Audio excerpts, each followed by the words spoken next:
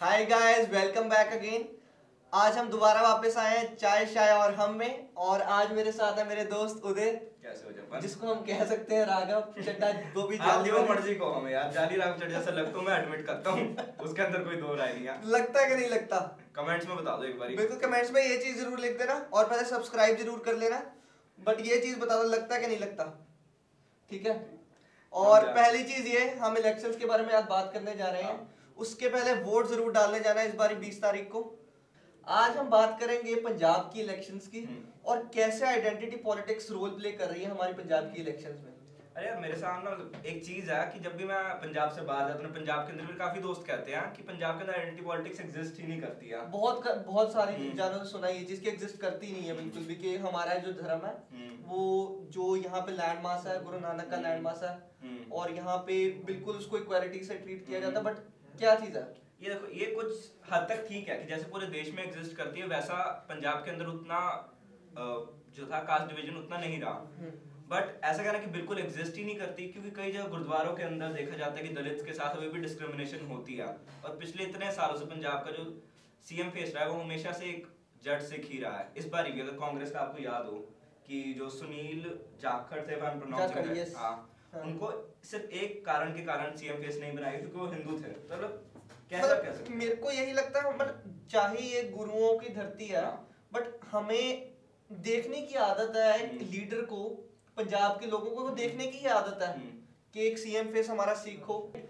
तो सेग्रीगेशन कहीं ना कहीं तो है तो सही। बट पंजाब का ना जैसे एक ऑल ओवर इंडिया स्टीरियोटाइप बना हुआ कि सब सरदार ही सरदार रहते हैं, जबकि आपको पता है कितना अनट्रू है। पंजाब के अंदर चाहे मेजॉरिटी पॉपुलेशन सिख की है बट सिग्निफिकेंट पॉपुलेशन यहाँ पे 38% हिंदूज भी रहते हैं, क्रिश्चियंस, मुस्लिम सब एग्जिस्ट करते हैं। एंड मेरे को लगता है कि जहां जहां पार्टीज ने अनाउंस किया अपने सीएम फेसेस और कैंडिडेट्स एंड जो शेयर्स उनको दिए हैं, उस तरीके से वो एक तरह की आइडेंटिटी पॉलिटिक्स ही तो खेल रहे हैं। मैं बिल्कुल अग्री करता हूँ और मैं क्या मानता हूँ कि इस साल जो आइडेंटिटी पॉलिटिक्स है ना इस बार के इलेक्शंस के अंदर, वो ज्यादा उभर के आगे आ रही है, बहुत ज्यादा आ रही है। मेरे को लगता है कि हम अब आपने अनाउंस कर दिया कि हमारा जो सीएम फेस होगा वो हमें, चाहे उन्होंने जनता की राय मांगी बट उन्होंने ये चीज जरूर अनाउंस की थी कि हमारा सीएम फेस एक सिख होगा।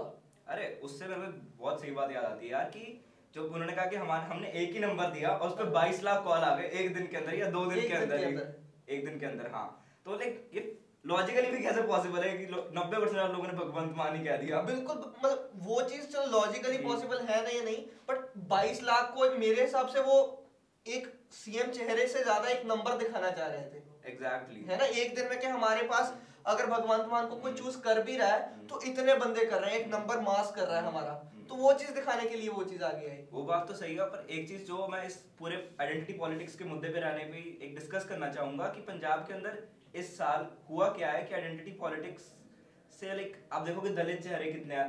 चन्नी का एक दलित जो फैक्टर है, न्यूज चैनल पे देखो भाई कितना कहते हैं दलित फैक्टर, बिल्कुल वो काफी आगे उभर के आई जा रहा है कि 32%, जबकि हम मानते हैं ऐसा तो नहीं कि पंजाब की पहले पॉपुलेशन दलित एग्जिस्ट ही नहीं करती थी बट इस साल पता नहीं क्यों इतना आगे हाईलाइट, जबकि अब दलित का टॉपिक ये दलित के साथ डिस्क्रिमिनेशन होती थी या तो हमेशा से थे भाई पंजाब के अंदर, तो हमेशा से थे। और ये मुद्दा अब लाना जबकि जरूरत थी पहले लाने की कि जब डिस्क्रिमिनेशन होती थी, राइट। और उसके अलावा बाकी पार्टीज, हम श्रोमणी अकाली दल की बात करें, वो पार्टी खुलेआम अनाउंस करती है कि हमारा जो आइडियोलॉजी है, हमारी जो एकाग्रता है वो एक सिख है, सिख आइडियोलॉजी पे चलते हैं हम, है ना, हम एक सिख कम्युनिटी को रिप्रेजेंट करते हैं। बट इस इलेक्शन में उनका जो गठबंधन हुआ है बीएसपी और दूसरी पार्टीज के साथ, वो उनकी आइडियोलॉजी पॉलिटिक्स की गेम है भाई, पूरी कॉन्ट्राडिक्ट नहीं कर रही है।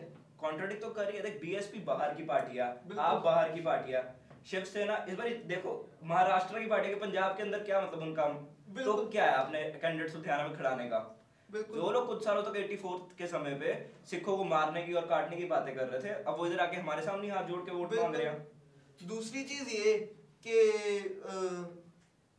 क्या बात करनी थी मैंने, कुछ नहीं होता। हम दूसरी चीज ये कि कांग्रेस का जो आइडियोलॉजी है बीइंग अ सेक्युलर पार्टी, वो जिस तरीके से एक दलित चेहरा, वो भी सिख चेहरे को आगे लेके आई।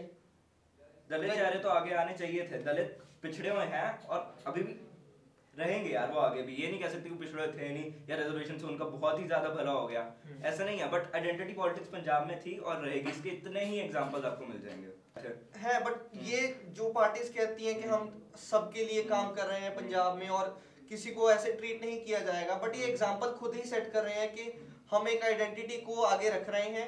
अगर बात की जाए कांग्रेस की, वो एक दलित को प्रेफरेंस दे खुलेआम बोल रहे हैं कि हम दलित के साथ हैं, हमने दलित चेहरा तो बनाया है, but that thing should remain from to the past only. Exactly. मेरे हिसाब से देख, एज अ अर्बन यंगस्टर मैं गलत भी हो सकता हूँ, मैं सही भी हो सकता हूँ। I am a very privileged upper caste Hindu. मेरे को नहीं पता एक दलित के झोपड़ी में रहना, दलित के साथ रहना मतलब क्या होता है उनकी लाइफ में। तो ये सब चीजों को पॉलिटिक्स में लाना, धर्म को पॉलिटिक्स में लाना, जैसे एक मैं व्यूअर्स को एक बहुत सिंपल सी स्टोरी बताऊंगा। है क्या, एक 1955 हिंदू मैरिज एक्ट है। तो आरएसएस की शाखाओं में ये कहा जाता है कि जो सिख हैं वो हम हिंदुओं से अलग ही नहीं है। तो उस 1955 हिंदू मैरिज एक्ट के अंदर जो कांग्रेस के टाइम पे लागू हुआ था, उन्होंने सिखों, कोई सिख मैरिज एक्ट एग्जिस्ट नहीं करता, अगर सिखों की शादी होती है that is registered under the Hindu marriage act only. मतलब उसी एक्ट के अंदर ये चीज एग्जैक्टली वो आइडेंटिटी ही तो है। अगर तुम किसी एक कम्युनिटी की आइडेंटिटी खत्म नहीं करना चाहते तो आप क्या कर रहे हो? बिल्कुल सही बात है। और दूसरी चीज इसी पॉलिटिक्स के अंदर जैसे कलर यूज कर रहे हैं, कलर्स को यूज करना, एंड अभी आप देख ही सकते हैं देश में कौन सा कलर ज्यादा से ज्यादा यूज ही हो रहा है। ये बहुत ही मैं कहूँगा डरावनी सी बात है भाई मेरे लिए कि रंगों को भी, जैसे भगवा रंग मैं बोल देता हूँ मुंह पे, बीजेपी और हिंदुइज्म के साथ तुम लोग कनेक्ट कर रहे हो, हरे रंग को मुसलमानों के साथ कनेक्ट कर रहे हो, मतलब क्या चल रहा है? मतलब अगर कोई बंदा एक ऑरेंज या भगवा रंग कुछ डाल के जा रहा है तो वो किसी, हमने उनको जोड़ ही दिया है बिल्कुल पार्टीज के साथ, एक आइडेंटिटी के साथ। कल को मैं सैफरन कुर्ता डाल के आऊंगा तो तुम मेरे को कहोगे तो बीजेपी का, कल को हरी कपड़े डाल देगा आपका होगा मुसलमानों का सपोर्ट कर। और आइडेंटिटी का सबसे रीसेंट इंसिडेंट जो मैं शेयर करना चाहूंगा वो तो है जो कर्नाटका के अंदर अभी हो रहा है। करेक्ट, कह रहे हैं कि इक्वालिटी होनी चाहिए कि मुस्लिम लड़के हिजाब उतार दें and uniform civil code apply हो, बट कल को तो फिर सिखों पे भी अप्लाई हो सकता है। इक्वालिटी चाहिए, सिख भी पगड़ी उतार दे हम सारे। फिर यूसीसी जो यूसीसी की बात है वो बहुत ही कंट्रोवर्शियल बात है, मेरे को नहीं लगता कि वो जो बना हुआ है उसको अच्छे से इम्प्लीमेंट किया जा सकता है। उसमें बहुत सारी चेंजेस रिक्वायर्ड हैं एंड उसको अगर हम इस नजरिए से देखें तो वो एप्लीकेबल नहीं है। पर जो कैंपेनिंग वेज यूज हुए हैं, इन्होंने गुब्बारों से कैंपेनिंग भी की है कि ऊपर हॉट बलून्स लगा देते हैं, वो बहुत एंटरटेनिंग भी लगता है।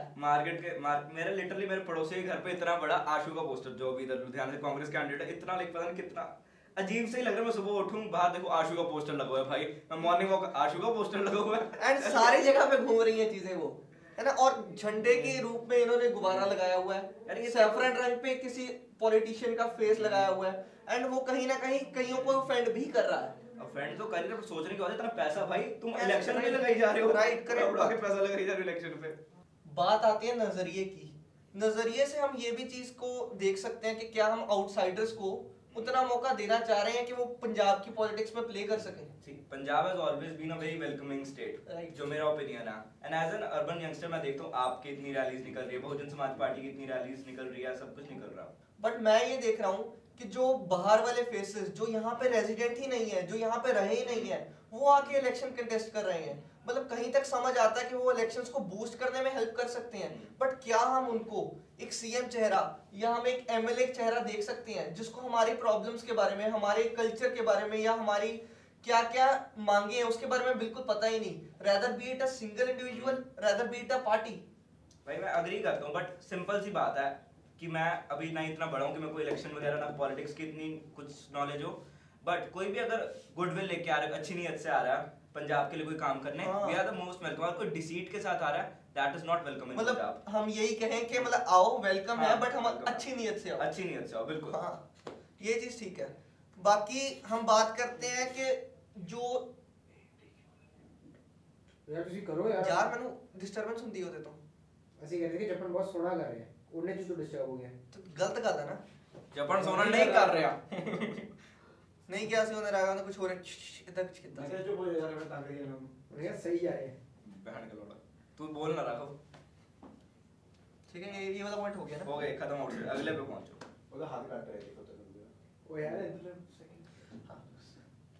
हम बात की हमने आउटसाइडर्स की, सुनने में है कुछ और कोई और बंदे भी आउटसाइड आ गए हैं। कौन?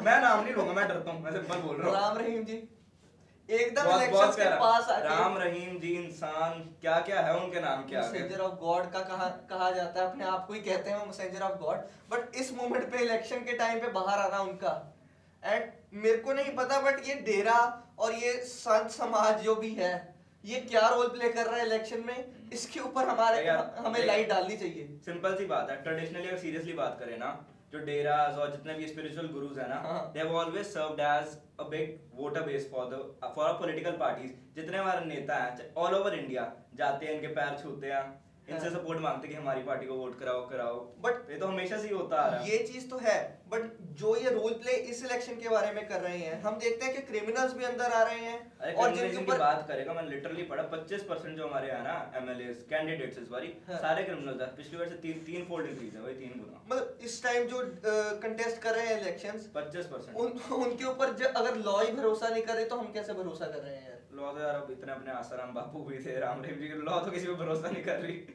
पर तब भी लोगों का भरोसा तो बना ही हुआ है ना। डेरा बहुत खतरनाक वाला रोल प्ले कर रहे हैं इस पॉइंट पे। हर इलेक्शन में करते हैं, पर मैं कहूंगा इस बार ही कम कर रहे हैं। इस बार मैंने नहीं इतना सुना पर्सनली कि कोई डेरा वगैरह से हो। फिर मतलब राम रहीम का इस पॉइंट पे आना बाहर, इस कहने को लोग प्योर कोइंसिडेंस भी कह सकते हैं, शायद उनकी सच्ची हेल्थ खराब हो रही हो। डेरा समाज से बात याद आई कि संयुक्त समाज मोर्चा भी एंट्री ले गई है इस बारी, है ना।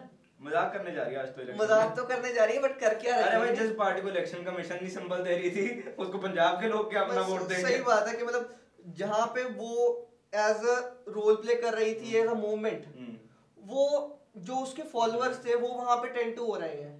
यार मूवमेंट का क्या मेन था, जो फार्मर्स मूवमेंट चली है वो पूरी तरह से नॉन पॉलिटिकल रही है पूरे टाइम, और उसके बाद उसी मूवमेंट से तुम एक पॉलिटिकल पार्टी निकाल दोगे तो क्या बेतुकी सी बात। मतलब जहाँ पे मूवमेंट खत्म हो वहाँ पे वो चीज खत्म हो जानी चाहिए थी। एग्जैक्टली। इस पॉइंट पे अगर हम सरबत के भले की बात कर रहे थे, या हम बात कर रहे थे कि हम एक ह्यूमन राइट्स को सर्व कर रहे हैं, बट एज अ पॉलिटिकल इसको एजेंडा देखा जाए, ये चीज कोई अच्छी चीज की तरफ तो बिल्कुल नहीं, इसका कोई आगे फायदा होगा, फायदा ही नहीं हो रहा, क्योंकि हम ना कोई मेजॉरिटी उसको वर्क कर सकती है, क्योंकि ये एक इनका देख बेसिकली जो बेस है रूरल बेस है। अगर ये लोग अर्बन वोटर्स को रुझा ही नहीं पाएंगे तो कैसे जीतेंगे इलेक्शन? तो सिर्फ वोट काटने का ही काम हो। क्योंकि लीडर जो हैं वो अगर एक उसकी तरफ, एक अच्छे कॉज की तरफ जा रहे थे, तो इसको एक पॉलिटिकल एजेंडा देके, इसको एक पॉलिटिकल पार्टी बना के वो कहीं ना कहीं अपने फॉलोअर्स भी तोड़ रहे हैं। So I'll tell you my view in just one line कि है क्या। Lakha Sidhana was a part of that party। बिल्कुल। अब उसकी तुम इमेज को व्हाइट वॉश कर दोगे, वो तो हो नहीं सकता ना कि एक पार्टी से इलेक्शन कर रहा है। वो भी तो क्रिमिनलिज्म पॉलिटिक्स के अंदर ही आ गया। Lakha Sidhana was the gangster convicted one। तुम उसको अगर अपनी पार्टी में जगह दे तो तुम्हारी क्या मॉरल एथिक्स रह गया? बिल्कुल। इसकी वजह से इसकी वजह से जो समाज संयुक्त समाज जो मोर्चा था उसका सारा ध्यान भटके पॉलिटिक्स पे चला गया, और जो उसको अच्छे से फॉलो कर रहे थे, एक अच्छी नजर से देख रहे थे, वो डाइसी हो गए हैं कहीं ना कहीं। राइटली भाई, अब इनको जो 4 पाई का मिला है ना इलेक्शन सिंबल, उसी पे आराम से सो जाए। सही बात है, उनको सोना चाहिए इस टाइम पे। इसके अलावा भी हम कैंडिडेट्स की बात करें, बहुत सारे आजाद कैंडिडेट्स खड़े हो रहे हैं, एंड वो क्या रोल इस टाइम रख रहे हैं, उनका रोल मेरे को सच्ची में समझ नहीं आ रहा, क्योंकि न्यू कैंडिडेट जो बड़ी बड़ी ग्रैंड ओल्ड पार्टीज में जा रहे हैं, एंड उसके अलावा भी अगर आजाद कैंडिडेट्स खड़े हो रहे हैं, वो कहीं ना कहीं वोट्स तोड़ रहे हैं, या वो कहें कि जहां पे उन्होंने अच्छा काम किया है वो किसी पार्टी के साथ मर्ज हो जाते तो अच्छा था। मैं बिल्कुल सेम चीज से एग्री करता हूं, पर आजाद कैंडिडेट्स की बात है, लास्ट वीडियो में तूने और आदित्य ने डिस्कस किया था कि कितने नए चेहरे आए हैं, तो अब नए चेहरों को जगह देने के लिए पुराने चेहरों को भी तो निकाल रही है, तभी तो आजाद कैंडिडेट्स कहीं से सामने आया, ऐसे अपने भर के थोड़ी आ गए। राइट, मतलब जो यंग कैंडिडेट्स हैं उनको अगर ग्रैंड ओल्ड पार्टीज में जाएंगे उनको अपनी फेस वैल्यू नहीं मिलेगी, या उनको अच्छे से पहचाना नहीं जाएगा, क्योंकि वहीं पे कई अच्छे लीडर्स एग्जिस्ट करते हैं।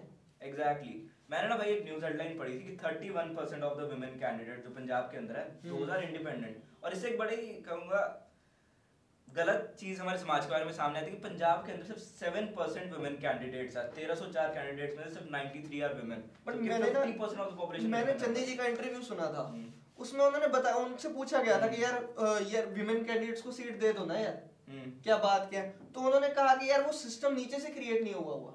अरे टिकट सीकर्स ही नहीं है, तो मेरे को नहीं लगता कि हम विमेन कैंडिडेट्स को दे सकते हैं वो सीट। मैं क्या तुम, मेरे को बातें बहुत अच्छी लगती है, हर नेता की बातें अच्छी लगती है, जिस दिन इम्प्लीमेंट होगा उस दिन देखूंगा। 1998 से एक वुमेन रिजर्वेशन बिल पार्लियामेंट के अंदर अटका पड़ा है, जो 30% रिजर्वेशन देगा वुमेन को, तो वो क्यों नहीं पास हो रहा? चन्नी जी उसके ऊपर बयान दे, जरूर हम। बट वही बात आ जाती है, जहाँ ये बाकी सारे बिल धड़ाधड़ पास हो रहे हैं, वो वाला बिल तो जरूर पास होना चाहिए था। होना चाहिए, ये जस्ट फार्म लॉ भी धड़ाधड़ ऑर्डिनेंस में निकाले थे भाई, और क्या चीज।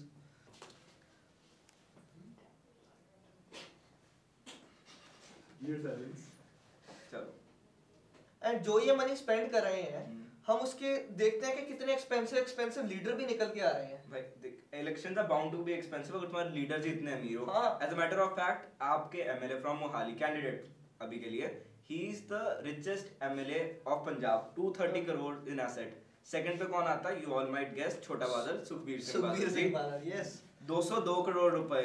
उनका आगे ब्रदर इन लॉ आदेश सिंह प्रताप कह रहा हूं समथिंग कुछ मैं प्रोनाउंस नहीं कर सकता, I am sorry for that, but 83 crore in assets. उसका उन्हीं का कजन बहुत मनप्रीत ज्यादा सिंह बादल 72 करोड़। एवरीथिंग बादल नहीं रखा हुआ मैं तो ये कहूंगा। अगर ये चीज हम स्पेंड कर रहे हैं, ऊपर से हम बात करते हैं कि ग्रोथ नहीं हो रही और इतना बजट स्पेंड हो रहा है, अब पर कैंडिडेट कॉस्ट की बात कर लो कि कितना हम एक्सपेंड कर सकते थे और कितना एक्सपेंशन हो रहा है और कागजों में कितना हो गया है कॉस्ट। इस साल इलेक्शन कमीशन ऑफ इंडिया ने 28 लाख से 40 लाख कर दिए for assembly elections and for Lok Sabha elections वो 90 लाख तक जा चुकी है। 90 लाख तक जा चुकी है और हमें दिख रहा है साफ कि इतना स्पेंड तो 90 लाख तो नहीं है। ये 90 लाख से कम नहीं तो 10 गुना ज्यादा। स्टूडेंट इलेक्शन में इतना पैसा लग जाता है। बिल्कुल। अगर हम एक नॉर्मल, मैंने कहीं पे पढ़ा था कि Indian elections are the most expensive elections in the world. $8 billion. Can you imagine? More than USA.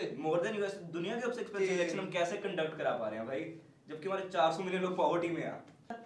उसके हम इसकी बात और करें तो हम इस चीज पे आ सकते हैं। किस चीज पे आ सकते हैं यार? पंजाब स्पेसिफिक बात करना सिंपल, और बात कर रहे हैं कि हमारी जीडीपी डाउन है, सारी चीज तो इधर जा रही है।